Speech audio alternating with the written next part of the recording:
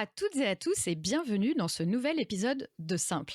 Alors Simple, pourquoi ? Eh bien Simple, c'est pour parler de celles et ceux qui permettent de rendre la science simple. Médiation, communication, vulgarisation, journalisme, illustration, tous les profils seront présentés et nous allons découvrir les femmes et les hommes qui se cachent derrière ces métiers. Aujourd'hui, mon invitée est Lucie Clarisse. Bonjour Lucie. Bonjour Elodie. On s'est rencontrés sur LinkedIn, on a commencé à travailler ensemble et c'est vrai que tu as un parcours assez atypique et j'ai vraiment envie que tu me racontes tout ça. Je vois tes grands yeux. Oh là là. J'ai vraiment envie que tu me racontes tout ça, mais avant qu'on retourne en arrière, j'aimerais que tu me racontes déjà là aujourd'hui, qu'est-ce que tu fais dans la vie ?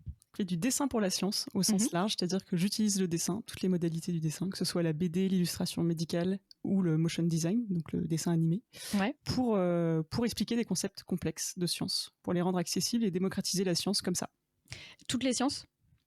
Plutôt sciences médicales, plutôt biologie, tout ça, pharmacologie, ces choses-là. Est-ce que ça serait lié à ton parcours par hasard ?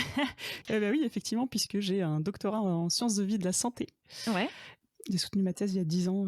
Je crois que tu fêtais l'anniversaire il y a quelques jours. Ouais, c'est ça, hein. exactement. Le 11 octobre 2013, j'ai soutenu ma thèse, donc là, ça fait pile 10 ans. Et voilà, et du coup, après ça, j'ai eu envie de changer de métier, mais effectivement, ouais, c'est lié à ça. L'envie de rendre la science accessible, c'est parce que j'ai un pied dedans, en fait, au final. Ouais. Je suis docteur en sciences de la vie et de la santé. Et comment t'en es arrivé de passer d'une thèse de sciences à illustrer la science ? Est-ce que tu as toujours dessiné ? Est-ce que c'est venu après ? Comment Ouais. Raconte-nous tout. Alors non, j'ai pas toujours dessiné. J'ai dessiné depuis que j'étais petite jusqu'à 15 ans à peu près. Ouais. Quoique j'ai fait une première année de médecine, là je me suis un peu éclatée en anat. Ouais. je prenais les dessins puis Anatomie, ouais. Ouais, c'est ça. Et ma meilleure pote, elle prenait ce que disait le prof et moi je faisais les dessins. Donc voilà, mais bref, ouais, 17 ans, 17-18 ans, j'ai arrêté de dessiner. Et puis du coup après j'ai pris mon parcours scientifique, etc. Je me suis complètement coupée de mes mains au final. J'étais beaucoup dans quelque chose d'intellectuel, de réfléchir, etc. Et puis après ma thèse, j'ai pas voulu continuer la recherche. C'était un milieu qui me correspondait pas. Enfin, j'avais besoin d'autre chose. Et donc après un poste ATER, donc j'ai juste fait un poste, un genre de postdoc d'1 an. Ouais, les postes ATER, en fait, c'est des postes qui sont comme des postes d'enseignant-chercheur, mais temporaires. C'est ça. Et du coup, ça a duré 1 an. Et après ça, ouais, je me suis vite rendu compte qu'effectivement la recherche c'était pas pour moi. J'ai enseigné un petit peu. J'étais prof d'SVT au collège, au lycée. Je faisais pas mal de remplacements. Ouais. Et puis suite à ça, j'ai essayé de passer un peu le CAPES et tout, mais j'avais pas envie d'être un pion en fait, qu'on me décide pour moi où est-ce que je devais aller. Ouais. Et j'arrivais sur les 30 ans, c'était un peu compliqué quoi voilà, tu commences à avoir ta vie et tout, t'as pas envie d'être parachuté quelque part à l'autre bout de la France. Et donc j'ai arrêté tout ça et on est parti en voyage à vélo en tandem.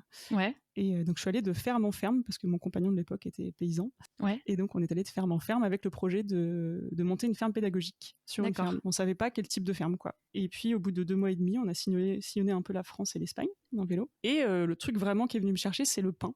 Donc au final, on a atterri dans une ferme en Charente-Maritime où je suis devenue boulangère paysanne. Donc en gros, on cultivait nos céréales, on faisait la meunerie, donc on faisait la farine, et puis on transformait tout en pain. Et ça, en fait, ça a été une révélation, c'est-à-dire que j'ai mis mes mains dans la pâte et là, je me suis dit, mais en fait, il y a quelque chose à faire avec ses mains, quoi. Enfin, je suis capable de faire quelque chose de mes mains, quoi. Ouais, j'avais oublié que je pouvais faire un truc avec mes mains. C'est ça, exactement. Ouais.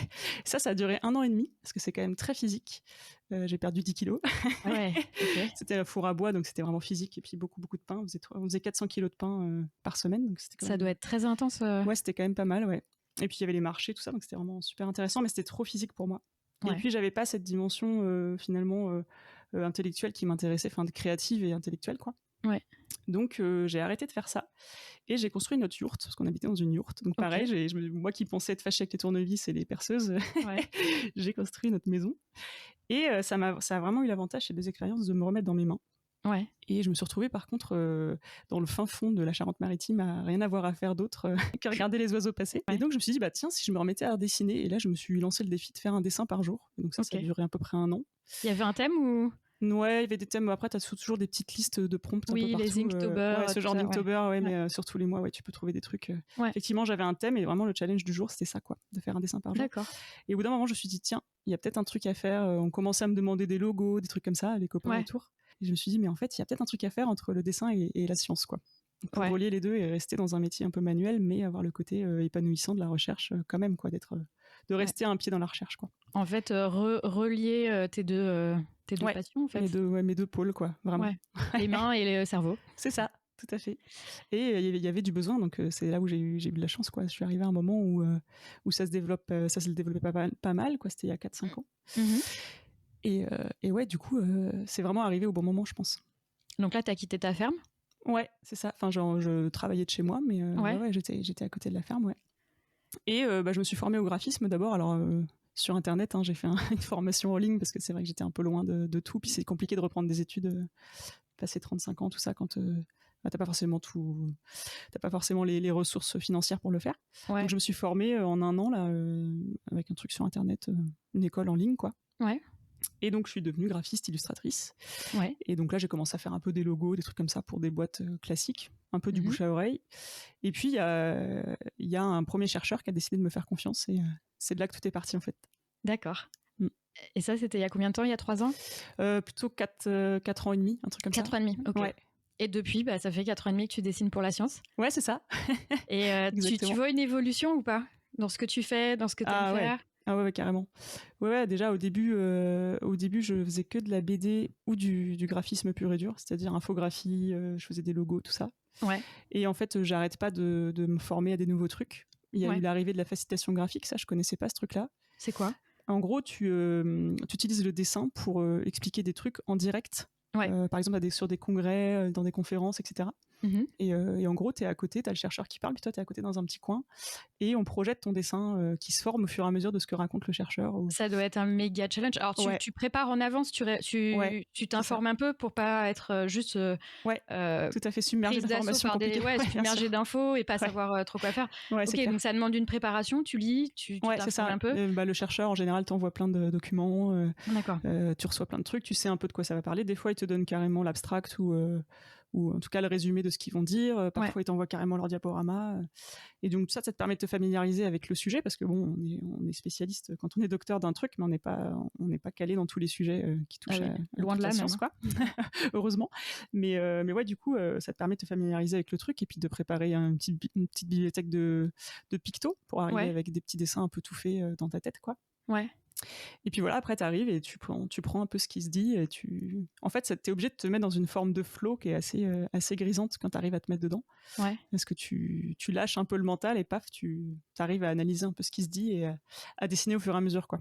Tu ouvres les vannes de la création, quoi. Ouais, c'est ça. Par contre, c'est hyper exigeant mentalement et physiquement. T'es vraiment crevé. Tu fais ça une demi-journée, après il te faut 3 jours pour t'en remettre, quoi. Ouais, il faut être à l'affût de tous les petits détails, de tout ce qu'il dit à la fois, de tout ce qu'il présente, des images, je suppose qu'il présente, de comment il parle, de tout ça. Ouais. C'était hyper concentré. Ah ouais, non, mais j'imagine ça doit être un des trucs les plus prenants niveau mental, parce que tu dois dessiner, tu dois en même temps écouter, tu dois en même temps réfléchir. Ouais, c'est ça, c'est hyper intéressant et puis c'est challengeant pour le cerveau, mais c'est vrai que c'est des choses que je fais plus du tout aujourd'hui, tu vois, par exemple, parce que en termes de, je trouve que c'est difficile d'avoir un truc vraiment propre. D'accord. Et comme je suis un peu exigeante, je préfère faire des trucs en différé maintenant, où je suis sûre d'avoir vraiment le temps de réfléchir comment je vais structurer les idées, comment je vais les présenter pour que ce soit joli. Et je trouve que on fait toujours des trucs un peu jolis en direct, mais c'est souvent un peu trop creux par rapport à ce qu'on peut faire en différé, quoi. Oui, parce que t'as pas forcément le temps tout de suite en direct de... Ouais, je pense qu'il faut un cerveau vraiment fait pour ça, et moi je crois que j'ai un cerveau qui part un peu dans tous les sens. Il y a des gens qui font ça très très bien, donc du coup je les laisse faire, mais oui, c'est vrai que ça a été une belle découverte. Ouais. C'était le premier truc. Et puis après, je me suis dit, tiens, en fait moi je suis toujours formée de façon autodidacte. Je pense que je pourrais remercier YouTube, je sais pas si on peut citer des gens dans ton podcast, mais des entreprises. Mais toute la communauté qui publie... tout plein de tutos pour te former, c'est un truc de fou. Tous les logiciels sur lesquels je travaille, je les ai appris grâce à ça, quoi. Et je pense qu'en plus, il y a aussi une formation par la recherche, c'est-à-dire qu'en recherche, on est habitué à lire les protocoles, aller chercher des infos, aller demander aux gens, parce que moi, je vois, quand je me suis lancée sur le podcast, c'était la même chose, hein. J'ai lu tout ce qu'il y avait, j'ai regardé plein de formations, plein de tutos YouTube, etc. Après, je suis allée demander aux potes qui faisaient déjà du podcast s'ils avaient des conseils ou pourquoi ils utilisaient plutôt tel micro, plutôt tel logiciel. Et puis après, tu te lances et puis tu adaptes et puis tu améliores au fur et à mesure à chaque c'est clair. Quoi. Ouais, c'est clair, tu vas vraiment chercher ce dont tu as besoin, quoi. Et ça, c'est la méthode scientifique. Ouais, c'est clair, oui, tu as raison, c'est vrai que j'avais pas fait le lien, mais effectivement, ouais, bien sûr, je pense que De toute façon, tu sors pas indemne d'une thèse et c'est clair que tu as pris plein de réflexes en fait. Tu vois, j'avais même pas conscience que c'était un réflexe de j'ai une problématique, paf, je vais chercher la solution. Effectivement, ça c'est un gros point positif de ce que j'ai pu apprendre en thèse, ouais. Et donc, tu t'es formée sur plein de trucs? Ouais, du coup, j'ai commencé sur le logiciel Illustrator, là, le logiciel pour dessiner du vectoriel. Et puis, en fait, je commençais à voir, tu sais, sur YouTube, tu as toujours des trucs où ils te suggèrent des choses. Ouais. Et donc là, j'avais plein de petits trucs qui m'arrivaient. Oh, regardez, on peut faire un peu de motion design et tout. Donc, j'ai découvert cette partie-là, quoi, du dessin animé, enfin, en tout cas, l'animation 2D. Et je me suis dit, bah tiens, je vais essayer, je l'ai le logiciel, vas-y, je l'ouvre et on essaye, quoi. Ouais. Et en fait, je trouve que c'est génial. Enfin, c'est vraiment, au-delà du dessin, tu donnes vie à tes dessins. Et je trouve que pour moi qui suis fan des sciences de la vie, animer mes dessins, leur donner de la vie au sens propre du terme animé, quoi, donner la vie au dessin, et ben ça faisait vraiment une boucle logique, quoi. C'est-à-dire je dessine pour la science de la vie, bah du coup j'utilise quelque chose qui bouge. Je donne vie et qui est vivant. aux sciences de la vie. Ouais, c'est ça. Et ça s'y prête vachement, ouais. Alors, ta mission préférée, c'est quoi? Parce que quand on est freelance, on fait 1 milliard de trucs différents. Parfois, on fait des trucs différents par rapport au moment de l'année, suivant les clients. Des fois, on fait des choses et puis après, on évolue, on n'y revient plus. Parfois, c'est parce qu'on n'aime pas trop, ou parfois, c'est aussi parce qu'on n'a pas forcément eu la possibilité. Donc, toi, par exemple, la facilitation, tu étais un peu moins fan, on va dire, donc tu fais plus trop. Ouais, je pense que c'était un truc de... J'ai l'impression que j'ai un peu des phases, quoi. Ouais. À partir du moment où je me suis éclatée dans un domaine, hop, j'ai besoin d'apprendre autre chose. Je pense que ça, c'est un tempérament aussi. Mais ouais, la facilitation graphique, j'en ai pas mal fait. Et puis, en fait, à un moment donné, quand tout le monde venait vers moi que pour ça, je me retrouvais un peu frustrée de ça, ouais. Et donc, attends, ma question, c'est le all-time favorite. C'est quoi le truc que tu préfères faire pour l'instant, que tu as préféré de tout? Ouais, genre vraiment, tu t'es éclaté, quoi. C'est clairement faire des vidéos du motion, ouais. Parce que tu as tout un travail aussi de réflexion sur le script, le scénario, enfin c'est vraiment hyper complet. Ouais. Tu as du dessin, de l'écriture, trouver des voix off super cool, tu pourras nous en parler. Et vraiment, ouais, chercher un peu une couleur à donner au truc, et une cohérence, tout ça. C'est le plus complet au final. Ouais, c'est hyper complet. Ouais. Et puis après, donner vie, tu sais que tu vas déplacer un tout petit truc, pouf, ça va être magique, ça va tout changer, quoi.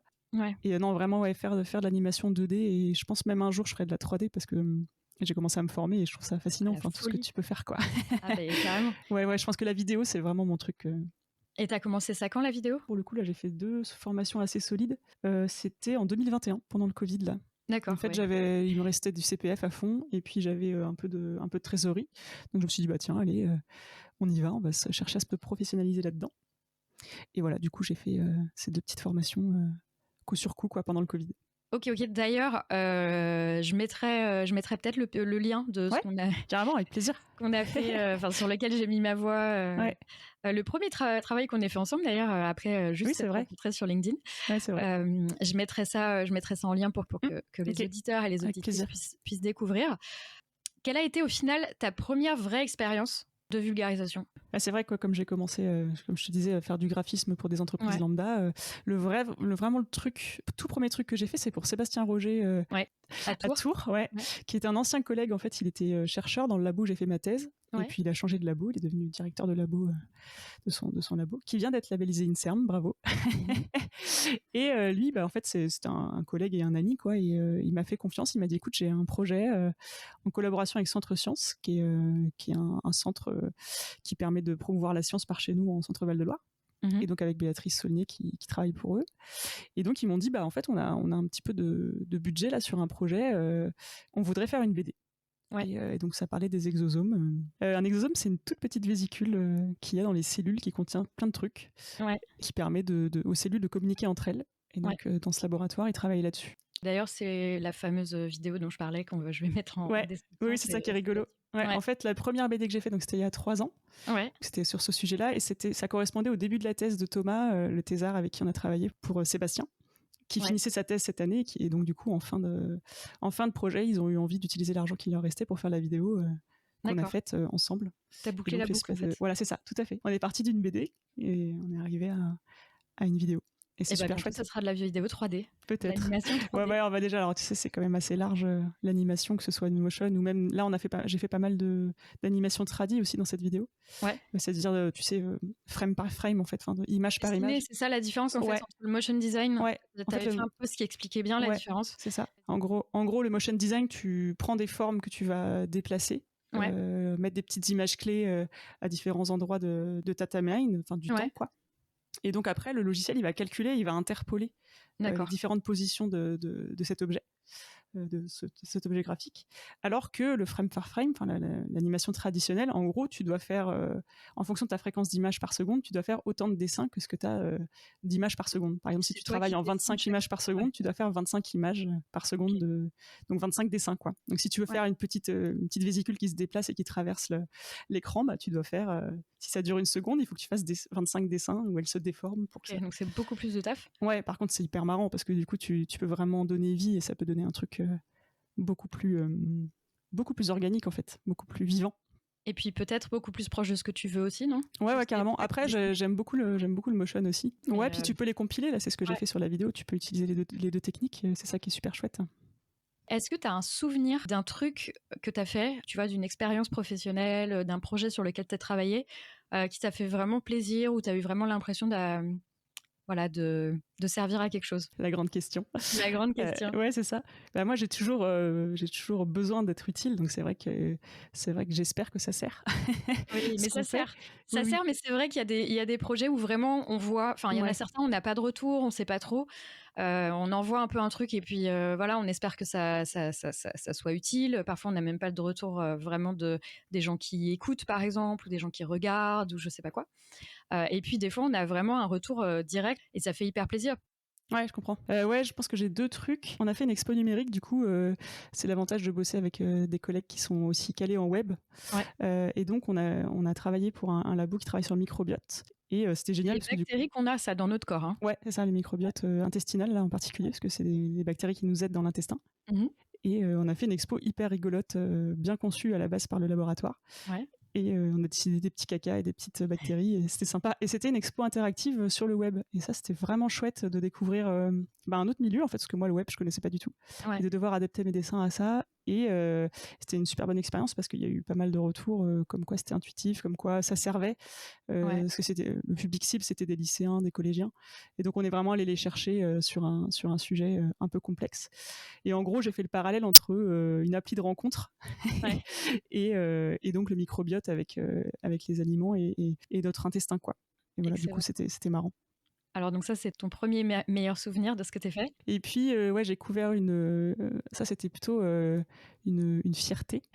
Ouais. J'ai couvert une conférence qui était franco-japonaise. Okay. Et donc, il y avait des chercheurs français, des chercheurs japonais, des chercheurs un peu de partout. Et je leur ai fait à chacun une planche pour expliquer leur talk, quoi. Okay. Et ça, c'était cool parce que c'est ma première et ma seule expérience à ce jour à l'étranger, quoi. Et ça, j'étais super contente. Je me suis dit, waouh, ça, c'est un sacré truc. Bah ouais. C'était quoi le challenge en plus? C'est la barrière du langage? Déjà, parce que je reste française et qu'on est quand même pas très très bon en anglais, même si je me défends quand même. Ouais. Donc ça, c'est sûr que t'as toujours peur en fait de pas prendre le bon mot. Tu veux faire des blagues. Moi, j'aime bien rajouter un peu d'humour, mais des fois, tu tombes complètement à côté parce que voilà, t'es pas non plus. Tu vis pas là-bas, donc tu sais pas forcément. Enfin, moi, j'ai pas vécu là-bas, donc j'ai pas les refs. Ouais. Mais j'avais un peu peur de ça. Et puis, eux, finalement, t'as des accents aussi, donc c'est compliqué de comprendre. J'avais toutes les vidéos en fait, donc je pouvais repasser heureusement plein de fois. Okay. C'était enregistré. Ah oui, c'était pas en live. Ouais, non, heureusement ça. Ah oui, parce que là je me disais mais en live, mais déjà dans ton langage quand t'es bien préparé, c'est. Je pense qu'il y en a qui sont capables. Moi, j'en suis pas capable. Clairement, faut aussi être lucide quoi sur ce qu'on est capable de faire ou pas. Et là, ça aurait été vraiment trop dur quoi. Ok. Ah, top, mais ça devait être une expérience excellente. Ouais, c'était. Il y en avait une bonne vingtaine. C'était un sacré challenge, ouais. Voilà, donc je vais introduire un nouveau truc que j'avais pas encore fait avec les 2 premiers épisodes, mais je trouve que ce podcast, justement, l'idée c'est si jamais il y a des gens qui sont intéressés de se lancer dans des milieux où on communique la science, c'est bien d'avoir plein de profils, de voir qu'il n'y a pas un profil pour faire de la communication scientifique, il y en a généralement 500. Non, mais c'est vrai, on a chacun et chacune, on a un profil bien spécial. Il y en a qui ont fait de la science, il y en a qui n'en ont pas fait, il y en a qui en ont fait trop longtemps, comme moi par exemple. Et voilà, et du coup je me dis, qu'est-ce que tu donnerais comme conseil à ta toi d'il y a 10 ans, qui vient tout juste de soutenir ta thèse, ou qu'est-ce que tu donnerais comme conseil à quelqu'un qui veut se lancer? Peut-être tu as 3, si tu en as 3, c'est bien 3, c'est un bon chiffre. Le premier truc, c'est de se faire confiance. Je pense que on va toujours finir par trouver notre place, en fait. Moi, j'ai beaucoup douté en me disant, oh là là, j'ai fait un doctorat, j'ai fait toutes ces études, je me retrouve à faire complètement autre chose, je me sens pas légitime dans ce que je fais. Et ouais, j'arrivais pas trop à me faire confiance et tout. Et en fait, je me dis avec le recul, finalement, j'ai trouvé ma place, et ma place, elle est vraiment juste en fait pour moi. Tu t'es créé ta place, ouais, c'est ça, complètement en fonction de ce que j'aimais faire, et ça marche. C'est ça surtout, se dire en fait ça marche parce que je suis à l'endroit où je dois être. Et si jamais je suis plus à l'endroit où je dois être, je pense que j'en changerai. En fait, donc c'est se faire confiance et c'est de pas avoir peur de sortir du cadre aussi. Ouais. Ça, c'est le premier truc. L'autre truc, c'est que au début, je disais pas que j'avais un doctorat. Je l'affichais pas du tout. C'est vrai ? Ouais. Okay. Je l'affichais pas. J'étais en mode oh là là, non, je vais pas mettre ça. Parce que j'avais un peu ce réflexe de, en général, quand tu dis que t'as un doctorat, quand on veut te recruter, par exemple, on va pas te prendre parce que t'as un doctorat en France. Ah, parce que tu coûtes trop cher. Voilà, c'est ça. Ouais. Et donc j'avais un peu ce truc-là. Et en fait, c'est au moment, ça a un peu galéré à démarrer. La première année, ça marchait pas trop. Ouais. Et au moment où je me suis dit, mais en fait, assume. T'es docteur, peut-être que c'est une plus-value. Et effectivement, j'ai commencé à mettre docteur ou PhD partout sur les réseaux, tout ça. Ouais, surtout là. Sur mes signatures et tout. Quand tu communiques la science, au final. Ouais, clairement, en fait, ça a été une grosse plus-value, quoi. Parce qu'ils se sont dit, ok, elle fait du dessin, mais aussi elle est chercheuse à la base. Ouais. Donc, peut-être qu'elle va être dans une autre démarche. Je pense que ça peut être une plus-value. C'est pas une garantie, mais ça peut être une plus-value, ouais. Oui, c'est pas forcément. Ne faites pas une thèse en sciences si jamais vous voulez faire de l'illustration et vous le savez, mais après une thèse, c'est possible. C'est pas grave. Ça. Ouais, c'est ça. Donc ouais, et puis le dernier truc, ce serait toujours d'aller vers un truc qui vous procure de la joie. Ouais. Ça, c'est quelque chose que j'avais pas capté avant, parce que quand il y a de la joie quelque part, c'est vraiment, pour moi, c'est l'émotion du sens de la vie. Donc si je vais vers un truc qui m'apporte de la joie, forcément, je vais être à ma place. Ouais, et puis tu vas passer un bon moment, t'auras. Voilà, c'est ça. J'aurai moins l'impression de travailler. Ouais, ou en tout cas, je saurai pourquoi je fais ça, et du coup, quand il y a des moments difficiles, tu peux te raccrocher à ça, quoi. Ouais. Faut pas aller vers des trucs qui sont pénibles tout de suite, quoi. Il y aura forcément des trucs pénibles. Mais oui, même quand ça se passe bien, même quand c'est un super projet, il y a des morceaux pénibles. Déjà, d'être freelance, il y a toujours de l'admin, par exemple, ce qui est ultra pénible. Enfin, clairement. Moi, je trouve ça méga pénible, mais c'est vrai que quand il y a des projets sympas, passer du temps à devoir faire une facture, à gérer les signatures, etc. Quand le projet est cool, c'est tout de suite mieux. Ouais, ça motive. Voilà, quand c'est un peu, tout est un peu lourd et que. Clairement. Mais au-delà de ça, voilà, aller vers quelque chose qui nous procure de la joie, je pense que ça aide vraiment à se trouver, quoi. Enfin, moi, ça a pris 10 ans, en fait, ce processus-là. C'est pas arrivé en 5 minutes, quoi. J'ai dû expérimenter des trucs, sentir qu'est-ce qui m'allait pas, et puis finir par me créer le métier adapté à qui je suis. Je rentrais pas dans les cases et je m'en suis trouvé une, quoi. J'ai creusé ma case. Et là, tu penses que tu as trouvé ta place, là ? Ouais, je pense. Ouais, carrément. Oui, et puis il y a des besoins, donc ça c'est quand même cool, quoi. Quand tu trouves ta place et qu'en plus en face il y a un besoin. Après, je te cache pas que je suis un peu flippée de tout ce que je vois arriver avec l'intelligence artificielle. Ouais, mais il y a des choses. Je pense qu'il y a encore des choses. On aura besoin de vrais illustrateurs, surtout. Enfin, la science, je vois comme ça peut être tout pété, ce que l'intelligence artificielle peut sortir comme illustration. Mais pour la science, voilà. Bon, il faut réfléchir quand même. C'est ça, faut l'avoir en tête, quoi. Faut pas se dire c'est facile, ça va durer toute. C'est pas simple, je pense que. Et il y a quelque chose que tu as envie de tester que tu n'as pas encore essayé ? Ah, j'avais pas pensé à cette question. J'arrête pas de poser des questions que d'habitude, j'aime bien. Quelque chose que j'aurais envie de tester. J'aimerais bien, mais alors ça n'a rien à voir avec le dessin. J'aime aussi beaucoup écrire. Ouais. Et donc, je crois que j'aimerais bien un jour essayer de faire un genre de scénario de vidéo, mais filmé. C'est-à-dire qu'on filme des gens dans un labo, essayer de raconter une histoire un peu sympa pour vulgariser la science. Ouais, c'est ça, exactement. Je cherchais le mot. Tu quittes complètement l'illustration pour passer. Ouais, juste, je sais pas, comme ça, une expérience pour voir. Essayer de faire un peu une ligne directrice pour écrire un documentaire dans un labo ou un truc, ça me ferait marrer. Bon, bah voilà. Mais voilà, ça n'a rien à voir. Une fois que tu auras fait, parce que là, il me semblait que le dessin animé, enfin les dessins animés, les animations, voilà, c'est en plein kiff, t'adores faire ça. Ouais, c'est ça, depuis Donc toujours après, il y a ça. la 3D et maintenant, il y aura les documentaires. Très bien. Bon, on a les 10 prochaines années. Ouais, c'est ça. Non, mais s'il y avait que ça. Non, mais ouais, j'aime beaucoup écrire aussi. J'aimerais bien faire une BD aussi, mais c'est vrai que le monde de l'édition, c'est tellement compliqué que tu vas beaucoup travailler pour pas beaucoup de retours. Donc ça, on verra peut-être un jour, je sais pas, quand je serai plus vieille. Ouais, c'est ça, quand je serai plus grande.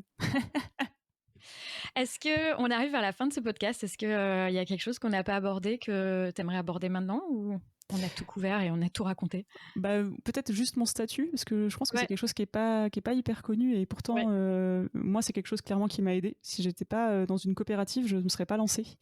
Moi, je suis un peu une phobique, beaucoup, une phobique des papiers. J'aime pas l'administratif. Et au tout début, en fait, quand je me suis lancée, j'ai découvert le système de coopérative d'activité d'emploi. Ça s'appelle une CAE. Et moi, je fais partie du coup d'une CAE qui te porte, en fait, elle te permet de tester ton projet pendant 6 mois renouvelables 1 an. D'accord. Et pendant ce temps-là, en fait, tu peux toucher tes droits de chômage ou de RSA si t'en as. D'accord. Et donc, pendant cette année de test, tu vas faire rentrer de la trésorerie, tester tes prestations de services, etc., avoir des clients, faire des factures, des devis, un truc classique. Et une fois que tu as assez de trésorerie, hop, tu peux commencer à te payer. Et ça, c'est hyper sécurisant parce que du coup, je suis ma propre salariée. Ouais, t'es en CDI du coup de. Je suis en CDI avec moi-même, ouais. Enfin avec la coopérative, mais c'est moi qui gère. Voilà, c'est moi qui décide quel salaire je veux en fonction de ma trésorerie et tout ça. Et derrière, en fait, on a mutualisé tout ce qui est administratif, c'est-à-dire qu'on a un comptable et puis des gestionnaires administratifs qui gèrent toute la partie qui nous fait horreur, quoi. Et comme eux, ils sont pros de ça, du coup, on a plein d'avantages. Et puis, je suis aussi protégée par rapport à des gens qui sont en freelance. En auto-entreprise ou quoi, c'est-à-dire que j'ai une mutuelle, si je me casse la main demain, voilà, c'est la sécu qui prend tout de suite, j'ai des chèques déj, j'ai une carte pro, enfin tous ces trucs. Tous les trucs de CDI comparé. Ouais, c'est ça, c'est plus facile pour la retraite, tout ça. Et c'est des coopératives, toi, c'est une coopérative, c'est par activité spéciale? Ouais, c'est ça, tout à fait. En fait, tu as des coopératives par type de métier. Par exemple, la mienne, c'est une coopérative art et culture qui s'appelle Artefact, qui est basée à Orléans et Tours. Moi, je suis de Tours à l'origine. Et après, par exemple, tu en as dans le bâtiment, par exemple. Enfin, tu vois, et donc tu peux chercher dans n'importe quelle grande ville, tu vas en trouver, des coopératives d'activité d'emploi. Quand on se lance, surtout quand on a des allocations chômage, etc., ça peut être. Ouais, ça vaut le coup. Effectivement, il y a une contrepartie financière, forcément, puisqu'on mutualise tout, mais il faut bien les payer, ces gens qui travaillent pour nous. Et effectivement, c'est un surcoût. Ouais. Mais par contre, tu as de la formation. Tu as de la sécurité, puis tu as de la formation, tu es accompagné. On est accompagné pour créer une entreprise. Donc, moi, j'en avais vraiment besoin. Et même maintenant, la dimension collective me plaît trop parce que du coup, je peux bosser avec des gens qui font du web, des gens qui font de la réalisation vidéo. Enfin, on a plein de compétences du coup hyper transversales et ça nous apporte des projets que j'aurais jamais eu autrement, quoi. Ouais, c'est top. C'est vrai que c'est. Oui. Et puis, t'es pas tout seul, quoi. Seul. Ouais, clairement. C'est vrai que quand on est freelance, on a tendance à être seul. Donc, les coopératives, ça permet d'être plusieurs et de. Ouais. Donc c'est plus cher, mais isolé. Ouais, mais t'as des avantages. Il y a des avantages qui se payent effectivement, mais qui ont un sens. Donc, en tout cas, merci d'avoir terminé là-dessus parce que je pense que c'est effectivement un bon conseil. Merci beaucoup, Lucie. Avec je suis vraiment merci très contente de t'avoir eu dans ce podcast, surtout qu'on en parlait depuis quand même quelques semaines. C'est clair. Merci à toi, c'est trop cool. Et je mettrai les liens pour te suivre sur les réseaux, ton site, etc., pour que les gens puissent venir éventuellement te contacter s'ils ont des questions. Avec plaisir, merci beaucoup. Voilà, et puis suivre ce que tu fais. Et, merci beaucoup à toi, en tout cas. Merci à toi, Elodie, c'est un plaisir. À bientôt. À bientôt.